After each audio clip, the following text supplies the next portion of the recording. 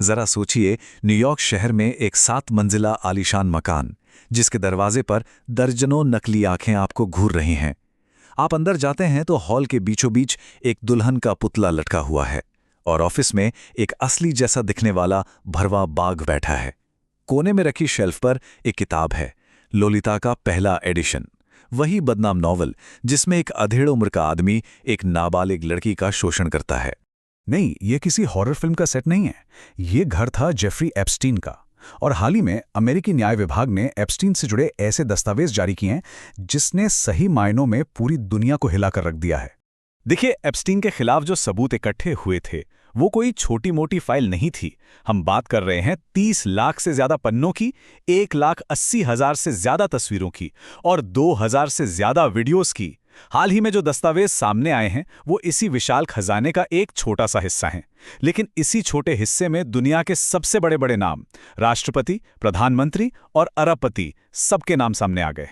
और इस बार जो बात सबसे ज्यादा चौंकाने वाली है वो ये कि पहली बार इसमें भारत के प्रधानमंत्री समेत कई बड़े भारतीय चेहरों के नाम भी शामिल पाए गए। सिर्फ इतना ही नहीं, फाइलों में जाने माने उद्योगपति अनिल अंबानी जैसे भारत के कई बड़े नामों के साथ एप्स्टीन के गहरे संबंधों का भी खुलासा हुआ है। और मजे की बात तो ये है कि एलन मस्क, जो पहले इस मामले पर दूसरों की तरफ उंगली उठा रहे थे, अब उनका खुद का नाम भी इन फाइलों में सामने आ गया है। तो आज के इस विश्लेषण में हम यही जानने की कोशिश करेंगे कि आखिर एक कॉलेज ड्रॉप आउट ने पावर और इन्फ्लुएंस का इतना बड़ा नेटवर्क बनाया तो बनाया कैसे, उसकी ताकत का राज क्या था। एप्स्टीन के इस पूरे खेल के आप कह सकते हैं 2 मजबूत पिलर थे। पहला, उससे मिली बेहिसाब दौलत और लेजिटिमेसी। ये उससे मिली विक्टोरिया सीक्रेट के मालिक अरबपति लेस्ली वेक्सनर से। वेक्सनर ने ना सिर्फ एप्स्टीन को अपनी पावर ऑफ अटॉर्नी दी, बल्कि न्यूयॉर्क में अपना 40 कमरों वाला आलीशान घर भी उसे दे दिया, और कीमत $0। जी हां, एक भी पैसा नहीं। और दूसरा पिलर वो था ब्लैकमेलिंग का एक घिनौना जाल। एक विक्टिम मारिया फार्मर ने अपनी गवाही में बताया कि एप्स्टीन के घर में हर जगह, हर कमरे में खुफिया कैमरे लगे थे और इन सब की लाइव फीड एक खास मीडिया रूम में मॉनिटर की जाती थी। उन्होंने कहा, टॉयलेट टॉयलेट, बेड बेड। मैंने मन में सोच लिया था कि मैं यहां कभी बाथरूम इस्तेमाल नहीं करूंगी। बात यहीं खत्म नहीं होती। 2019 में जब एफबीआई ने छापा मारा तो उन्हें एक गुप्त तिजोरी मिली जो सीडी से भरी हुई थी। इन सीडी पर नाबालिगों और दूसरे लोगों के नाम लिखे थे। इससे यह अंदाजा लगाया जाता है कि एप्स्टीन का असली धंधा ताकतवर लोगों को अपने जाल में फंसाना, उन्हें रिकॉर्ड करना और फिर उसी रिकॉर्डिंग के दम पर उन्हें ब्लैकमेल करना था। तो चलिए अब देखते हैं कि ये जाल कितना बड़ा और कितना गहरा था। ये एक ऐसा ग्लोबल नेटवर्क था जिसमें राजनीति, टेक्नोलॉजी, राजघराने और फाइनेंस की दुनिया के बड़े बड़े नाम शामिल थे। इस लिस्ट में कौन नहीं था? ब्रिटेन के प्रिंस एंड्रूज से लेकर टेक दुनिया के बादशाह बिल गेट्स और गूगल के को-फाउंडर सर्गे ब्रिन तक।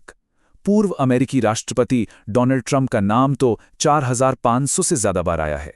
और तो और नोम चॉम्स्की जैसे बुद्धिजीवी भी एप्स्टीन के संपर्क में थे। इस पूरे मामले में अगर किसी का सबसे नाटकीय पतन हुआ तो वो थे प्रिंस एंड्रयू। पहले उन्हें विक्टिम वर्जीनिया गुफ्रे के साथ करोड़ों का सेटलमेंट करना पड़ा, फिर उनसे उनके सारे शाही खिताब छीन लिए गए और आखिरकार उन्हें अपना शाही घर भी खाली करना पड़ा। चलिए अब बात करते हैं उस इंडियन कनेक्शन की जिसका जिक्र हर तरफ हो रहा है। फाइलों से यह पता चलता है कि अनिल अंबानी ने लीडरशिप की तरफ से ट्रंप के सलाहकारों से मिलने के लिए एप्स्टीन से मदद मांगी थी। वहीं मंत्री हरदीप सिंह पुरी का परिचय एप्स्टीन ने लिंक्डइन के संस्थापक से यह कहकर करवाया कि ये भारत में आपके आदमी हैं। और एक मैसेज तो बहुत ही चौंकाने वाला है। 23 मई 2019 को अनिल अंबानी से मिलने के बाद एप्स्टीन ने स्टीव बैनन को लिखा, बहुत दिलचस्प मोदी मीटिंग। उनके आदमी ने कहा कि उनका मुख्य दुश्मन चीन है, आपकी सोच से पूरी तरह सहमत हैं। इस मैसेज में अंबानी को मोदी का आदमी तक कहा गया। हालांकि ये भी बताना जरूरी है कि जब एप्स्टीन के एक ईमेल में ये दावा सामने आया कि उसने प्रधानमंत्री मोदी की 2017 की इजराइल यात्रा पर सलाह दी थी, तो भारत के विदेश मंत्रालय ने इसे सिरे से खारिज कर दिया। मंत्रालय का जवाब था कि ये एक दोषी अपराधी के घटिया विचार हैं।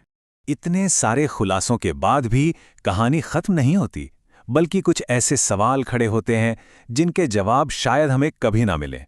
आपको जानकर हैरानी होगी कि इतनी फाइल्स पब्लिक होने के बावजूद न्याय विभाग के मुताबिक लगभग 40% दस्तावेज अभी भी जनता की पहुंच से दूर हैं। मतलब कहानी का एक बहुत बड़ा हिस्सा अभी भी अंधेरे में है। और जवाबदेही की बात करें तो तस्वीर और भी धुंधली है। सोचिए, सैकड़ों ताकतवर लोगों के नाम सामने आए, लेकिन आज तक सजा किसे हुई है? सिर्फ एक इंसान को, एप्स्टीन की सहयोगी घिस्लाइन मैक्सवेल।